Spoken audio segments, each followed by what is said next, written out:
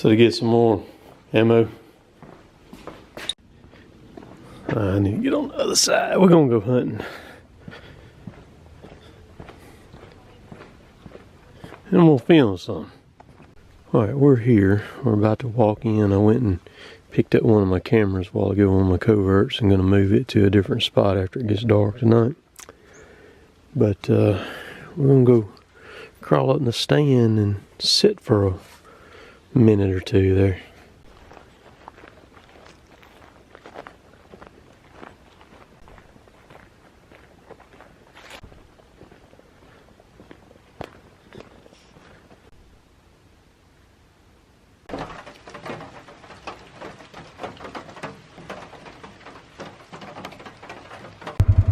So as you can see by the previous clip, it's pouring and raining pretty good right now, but I am going to put a camera out right here. There's a scrape. This raid right here has got a real good scrape line going on it, and I'm going to put a camera out right here. I want to see what's visiting this scrape. Put one of my coverts out, get it out, and then I don't even have to come visit it. It'll just send the pictures to my phone there. You can see what it looks like when it comes through on my phone right there.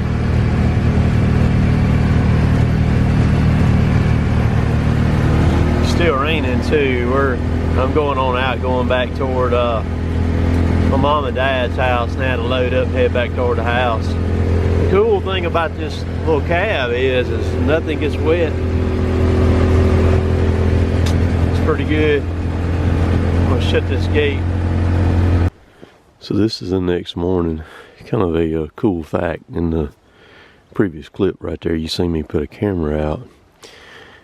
So I walked in front of the camera, got a picture of me, and I showed it to y'all. And then exactly 10 minutes later, I had a rack buck, pretty nice one too, come. I guess he was seeing what I was doing. I don't think he liked that I was around this scrape right there, maybe. I don't know. But, so we're gonna ease in here this morning. The wind is about 13 to 17 miles an hour out of the northwest, which is perfect for where I'm about to go to here.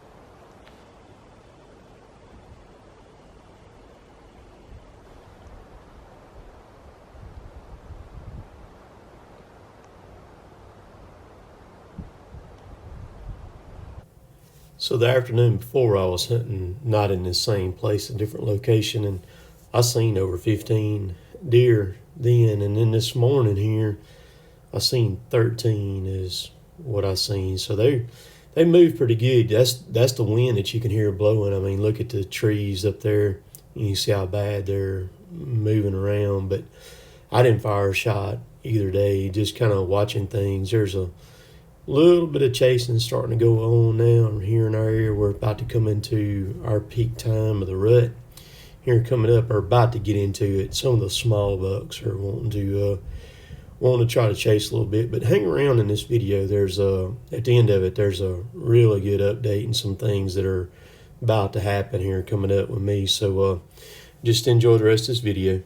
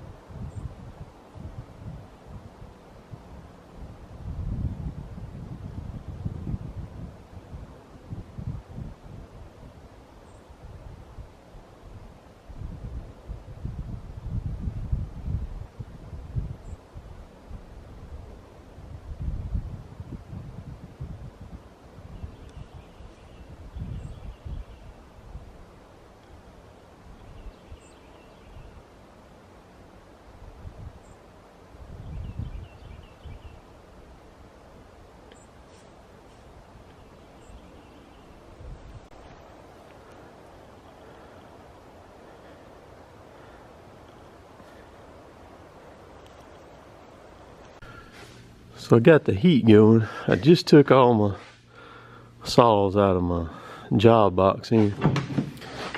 You can actually put 3 saws in that box right there. And you just got to take, of course, you got to take the bars and chains off of them. So I just chained it in here and locked it on both sides. I got a regular master lock over there, and then got a little cheap combination on that side. But that worked pretty well. That's the first time I've hauled them in that, and I like doing that. I'm fixing to make a little road trip real quick. Head over to Northport Power Equipment, I do believe. I got to call them, make sure they got some stuff that I'm after over there. But so you've seen all the hunting stuff in the videos. So this past weekend, some of y'all seen on the my Instagram post there. If you're not following me on there, you get to see a lot of the behind the scenes stuff and all of that. Saturday, I actually met up with Tim Ard. A lot of y'all know who he is. Tim has worked for Husqvarna. He worked for Stihl, and he was trained under Soren Erickson. He was Soren's prodigy. A lot of y'all, some of y'all may know who Soren is, some may not. You're going to hear Soren's name come up a lot in the interviews. Soren was a Swedish guy. He was a god in Sweden as far as chainsaws go. And he trained Tim, and Tim took that, and that's what he does, what he's been doing for a living full time, is training people how to run chainsaws and the safety aspect of chainsaws. Tim gave me this giant cutter tooth right here for training purposes there Saturday when I seen him. He also gave me a depth gauge right there, and he gave me some double bevel square files for filing, which I had some here too. These are just a single right there, which I wasn't going to use these. These came from Bailey's right there. They sent these to me with the ATOP system, and I wasn't going to use them anyhow, but these are the ones I wanted to use. They're double beveled right here. They're 6-sided. Because I'm fixing to really dig into the square ground stuff. Pretty heavy now that everything's kind of done and out of the way. And y'all are going to start kind of seeing some different things from me here coming up. It's going to be a little bit different. But so I worked with Tim the majority of the day there Saturday. But Tim has trained, in his years, he has trained over 70,000 people on chainsaws and chainsaw safety. I've got an incredible interview from him coming up that's really good. That video will probably be out later on this week. It's going to be a very long video. I was running 2 cameras. I had somebody else running a second camera for me. And so you're going to get to see some really neat stuff. And then the biggest thing, you're going to get to hear a lot of stories. I'm not far from starting to publish the dates for chainsaw training coming up for 2021. Those classes are probably going to start in February. So if you want to make note of that, kind of keep your February open. And there's going to be multiple dates, so don't worry about that. I'm going to fix it, and I'm going to kind of do the class more of an all-in-one kind of class too, to do that to where it's,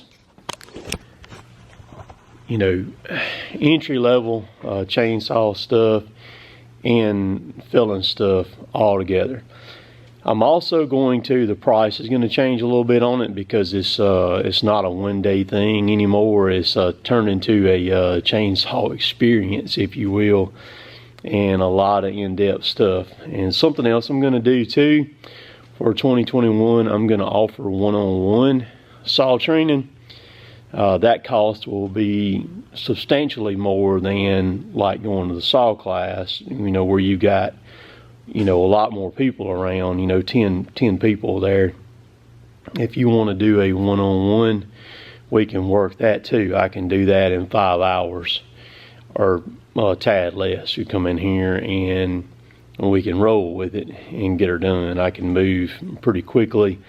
We do a lot of classroom stuff right here, but we roll through that real good. The main thing is we're going to burn saw gas and things like, you know, and make wood chips and all that stuff like that. But so it's going to be pretty cool coming up for 2021. Got to see how all this COVID stuff goes. We're nowhere near out of the woods on this stuff yet. So far, Jill and my entire family here at my house have done very well, and we have dodged the COVID bullet, so to speak. Hopefully we can keep it like that, because I have been out and about a good bit, but I have been very careful about where I go and the steps that I take to help prevent myself from getting it. So hopefully it will continue like that. We'll just kind of see. We'll take that as it comes. We're coming up, Christmas is right around the corner from us now. You know, this week here, I mean, if you're gonna make Christmas orders, I highly suggest to have them in by no later than this Wednesday if you're gonna get it. If you're still needing last minute Christmas gift ideas, check out my Amazon link down below. There's over 250 items listed in that link. A lot of chainsaw stuff in there in my Amazon link. And so if you're looking for ideas for your husband or boyfriend or even your wife or whatever, you know, different things are in the, you know, stuff like what I do, there's a lot of stuff there. And if you buy through that link, you don't even have to buy what's in that link. Once you click through that link, you're locked into me on everything and that you purchase, and I get a cut of it. You don't pay any more money. And people all the time ask, how can they help me out? That's one way they can help me out. The saw classes is another way. And then buying my merchandise off of CottonTop3.com is another way that you can help me out.